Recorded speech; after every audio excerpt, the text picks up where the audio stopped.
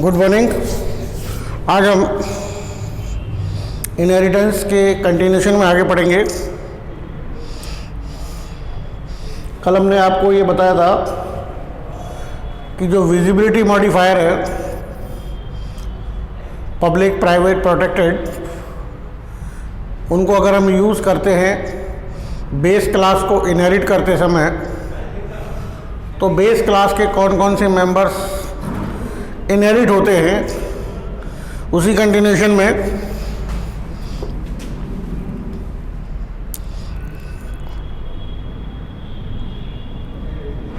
let us review the access control to private and protected members of a class। अगर किसी class के private members हैं और या प्रोटेक्टेड मेंबर्स हैं, अगर हमने उस क्लास को इनहेरिट किया है तो किस प्रकार से उनकी एक्सेस को कंट्रोल किया जाएगा। What are the various functions that can have access to these members? Number one, a function that is a friend of the class। अगर कोई फंक्शन किसी क्लास का फ्रेंड है तो ये उस फंक्शन को भी एक्सेस होगी प्राइवेट और प्रोटेक्टेड मेंबर्स को एक्सेस करने की। ए member function of A class that is a friend of the class. अगर कोई क्लास का मेंबर फंक्शन किसी अन्य क्लास का फ्रेंड है तो उस फ्रेंड फंक्शन को ये अधिकार है कि वो उस जिस क्लास का वो फ्रेंड फंक्शन है और वो क्लास अगर इनहेरिट हुई है, उसके प्राइवेट मेंबर्स या प्रोटेक्टेड मेंबर्स को इनहेरिट किया गया है, तो उनको भी एक्सेस करने का इसे अधिकार है।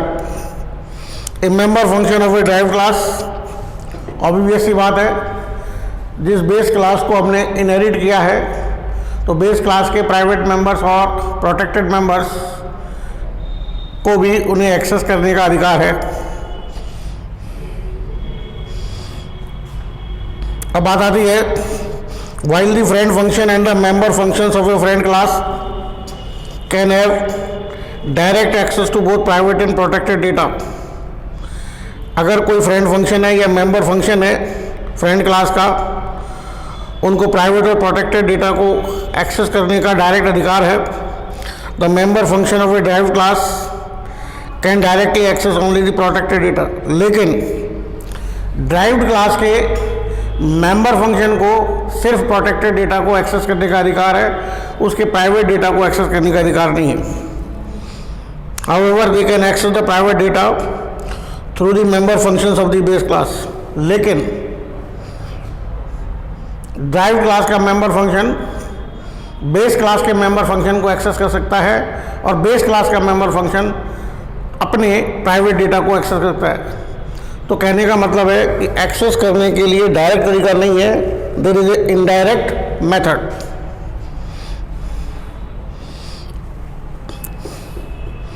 अब बात करते हैं हम मल्टी लेवल इनहेरिटेंस की,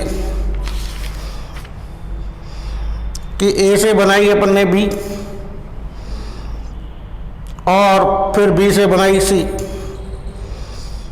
तो सी के अंदर हमारे पास सी की properties as well as B की properties as well as A की प्रॉपर्टीज भी होंगी। इसका अपन एक एग्जांपल लेते हैं, उस एग्जांपल से ये चीज़ क्लियर हो जाएगी।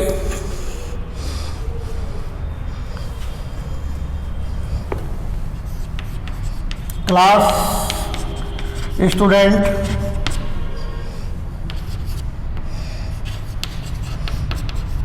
Protected INT roll number. यहाँ पे रोल नंबर डेटा को अपन ने प्रोटेक्टेड के अंदर डिक्लेयर किया है। Public void get number INT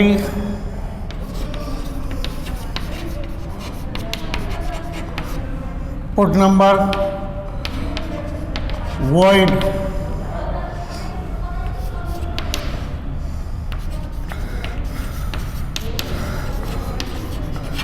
void student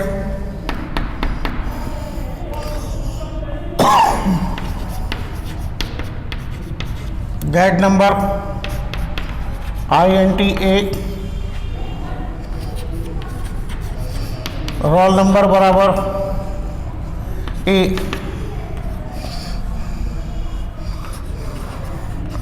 void student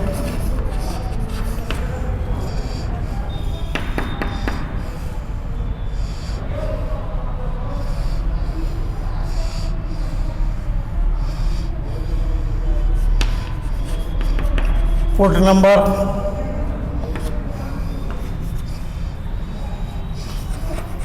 C out less than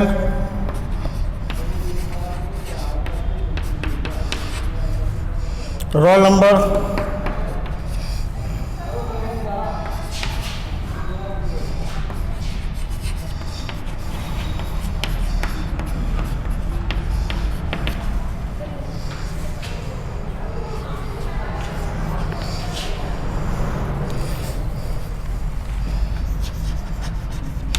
class test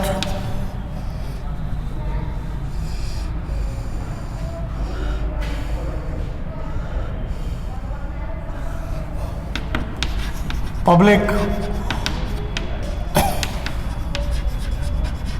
student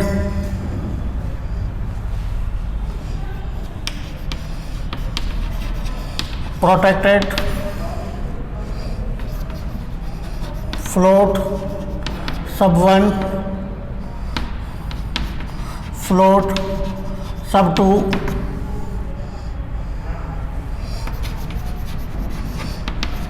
public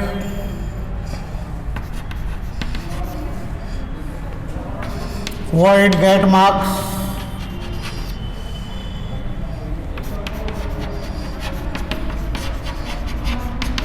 float comma float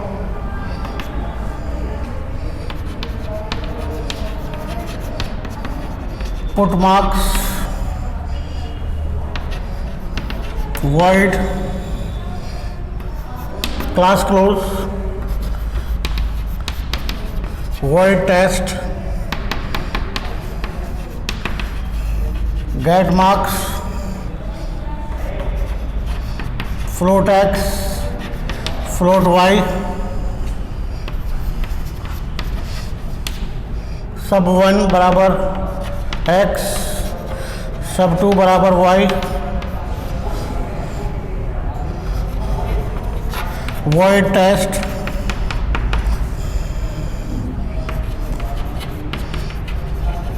put marks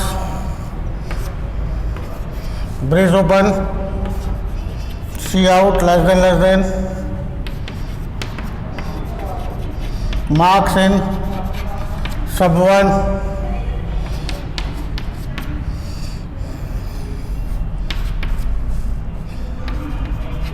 sub 1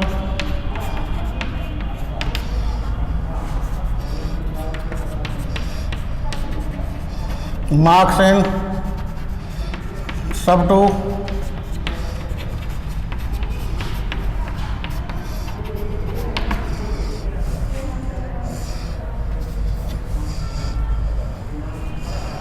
now class result public test float total public void display void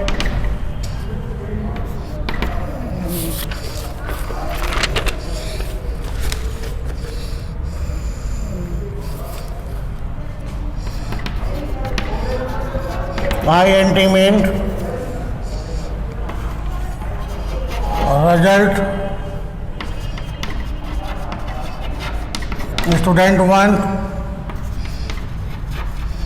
student 1 dot get number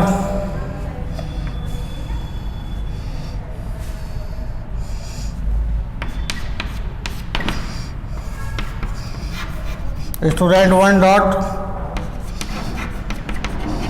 gate marks 75.0, 59.5. Student one dot display return 0 और ये brace close. Now see here there is a one base class student. इसका एक protected member है roll number integer type का. दो इसके member function है get number और पुट नंबर. ये पब्लिक मेंबर फंक्शन हो गए स्टूडेंट क्लास के. गेट नंबर को अपन ने डिफाइन कर दिया. ये बाहर से एक इंटीजर लेगा और रोल नंबर को असाइन कर देगा अपने प्राइवेट डेटा को. इसको अधिकार है क्योंकि ये इसी क्लास का मेंबर फंक्शन है, तो अपनी क्लास के प्राइवेट डेटा को या प्रोटेक्टेड डेटा को एक्सेस कर सकता है डायरेक्ट. इसी प्रकार से पुट नंबर दूसरा मेंबर फंक्शन है. इसकी डेफिनेशन है, ये भी स्टूडेंट क्लास का मेंबर फंक्शन है. मैसेज आएगा रोल नंबर और रोल नंबर की वैल्यू को ये डायरेक्ट एक्सेस करेगा और स्क्रीन पर डिस्प्ले कर देगा. नाउ अपन ने स्टूडेंट क्लास को इनहेरिट किया है पब्लिकली टेस्ट क्लास में. तो टेस्ट क्लास का अपना दो डेटा है, फ्लोट सब 1 फ्लोट सब 2. टेस्ट क्लास के अपने दो मेंबर्स हैं, मेंबर फंक्शन है गेट मार्क्स और पुट मार्क्स. गेट मार्क्स क्या करेंगे, बाहर से दो वैल्यू लेंगे और पुट मार्क्स बाहर से कोई वैल्यू लेगा नहीं. गेट मार्क्स को अपन ने डिफाइन कर दिया. जो बाहर से दो वैल्यू ली जा रही है एक्स और वाई, एक्स असाइन करेगा सब 1 को और वाई असाइन करेगा सब 2 को. तो चूंकि ये गेट मार्क्स टेस्ट क्लास का मेंबर फंक्शन है, तो ये अपने ही प्राइवेट प्रोटेक्टेड डेटा को एक्सेस करने का अधिकार है. पुट मार्क्स क्या कर रहा है, मार्क्स इन सब्जेक्ट 1 सब्जेक्ट 1 की वैल्यू को डिस्प्ले कर रहा है. मार्क्स इन सब्जेक्ट 2 सब्जेक्ट 2 की वैल्यू को डिस्प्ले कर रहा है. अब अपन ने एक तीसरी क्लास बनाई रिजल्ट क्लास, जिसमें कि इस टेस्ट क्लास को इनहेरिट किया गया पब्लिकली. तो रिजल्ट क्लास का अपना एक खुद का डेटा है float total. Clear.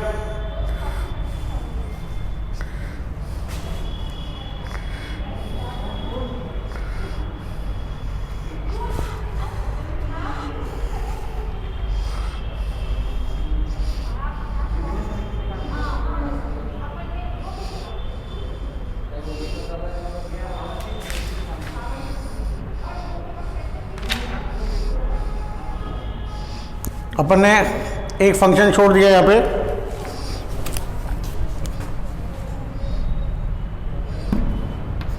void result display. इसमें टोटल बराबर क्या किया, सब 1 प्लस सब 2 को जोड़ दिया.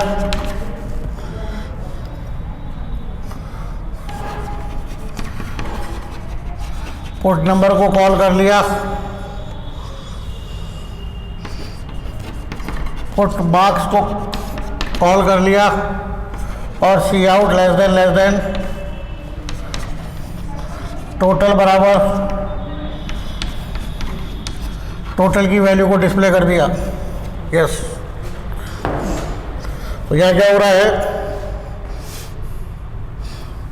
कि जो रिजल्ट क्लास का ये मेंबर फंक्शन था डिस्प्ले, अपने ही क्लास के प्राइवेट मेंबर को एक्सेस कर सकता है टोटल को. चूंकि रिजल्ट में टेस्ट आ चुका है और प्रोटेक्टेड मेंबर पब्लिकली इनहेरिट हुआ है, तो सब 1 और सब 2 will become the protected members of the result class. इसलिए रिजल्ट क्लास के इस मेंबर फंक्शन को ये पूरा अधिकार है कि वो सब 1 और सब 2 को डायरेक्टली एक्सेस करे. कर लिया. पुट नंबर स्टूडेंट क्लास का मेंबर फंक्शन है पब्लिक. ये टेस्ट में आया और टेस्ट को इनहेरिट किया रिजल्ट में, तो ये इधर भी आ गया. तो मेंबर फंक्शन को डायरेक्ट एक्सेस कर लेगा क्योंकि ये पब्लिक मेंबर है. इसी प्रकार से पुट मार्क्स, जो कि टेस्ट क्लास का मेंबर फंक्शन था, लेकिन टेस्ट क्लास पब्लिकली इनहेरिट हुई है, तो ये भी वहाँ पे क्या हो गया, पब्लिकली इनहेरिट हो चुका है, तो इसे भी डायरेक्ट एक्सेस किया जा सकता है। अब हमने मेन फंक्शन में रिजल्ट जो हमारी फाइनल क्लास थी, पहली क्या बनी, स्टूडेंट। स्टूडेंट से क्या बनाई, टेस्ट, और टेस्ट से क्या बनाई, रिजल्ट। तो ये क्या हो गई, हमारी मल्टी लेवल हो गई। तो रिजल्ट क्लास का अपन ने एक ऑब्जेक्ट क्रिएट किया स्टूडेंट 1।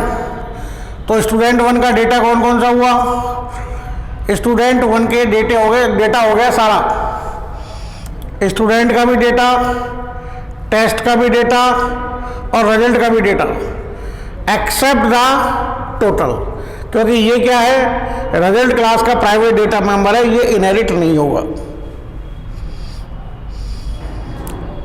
अब स्टूडेंट 1 डॉट गेट नंबर,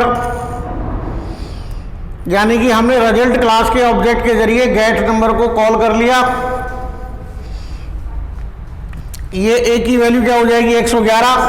111 किसको असाइन हो जाएगा, रोल नंबर को। तो ये स्टूडेंट 1 के रोल नंबर की वैल्यू क्या हो गई, 111।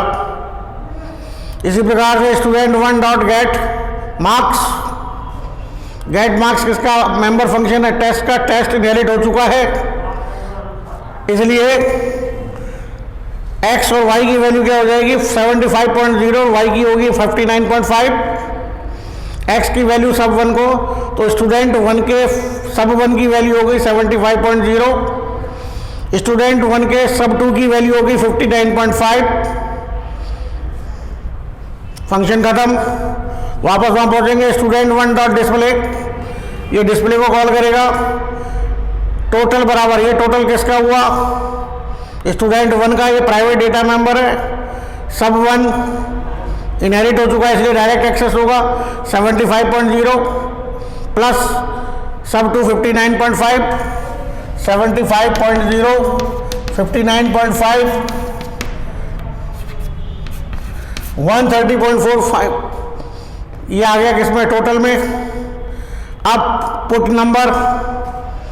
नंबर स्टूडेंट का मेंबर फंक्शन है, रिजल्ट में इनहेरिट हो चुका है, इसलिए एक्सेस होगा ये। तो roll number colon sign, roll number की वैल्यू क्या होगी, 111।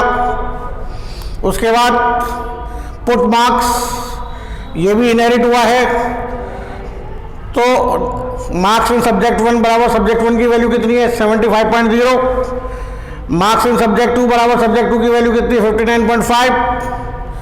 उसके बाद सी आउट लेस देन टोटल बराबर टोटल की वैल्यू कितनी आई थी, 134.5। तो इस तरीके से हमने देखा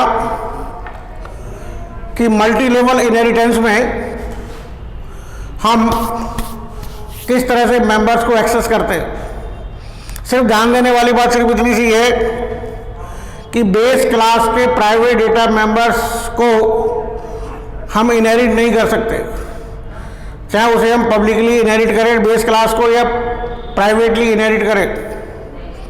अगर हम पब्लिकली इनहेरिट करते हैं तो बेस क्लास के सारे प्राइवेट डेटा मेंबर्स ड्राइव्ड के प्राइवेट पब्लिक मेंबर्स ही बनेंगे, प्राइवेट को छोड़कर। अगर हमने प्राइवेटली इनहेरिट किया है तो बेस क्लास के public members will become the private data members of the derived class। अगर किसी बेस क्लास में प्रोटेक्टेड डेटा है, उसे पब्लिकली इनहेरिट किया गया है, तो that will become the protected member of the derived class. और अगर हमने प्राइवेटली इनहेरिट किया है तो protected data member will be inherited in the derived class but it will become the private data member of the particular class। सिर्फ इन rules को ध्यान में रखना है और उसके बाद हम आगे काम करते चले जाएंगे। तो ये आप थोड़ा सा इसको रिवाइज करें, फिर नेक्स्ट चैप्टर में हम दूसरी हायरार्किकल और हाइब्रिड जो बची हुई है उनको पढ़ेंगे। Thank you.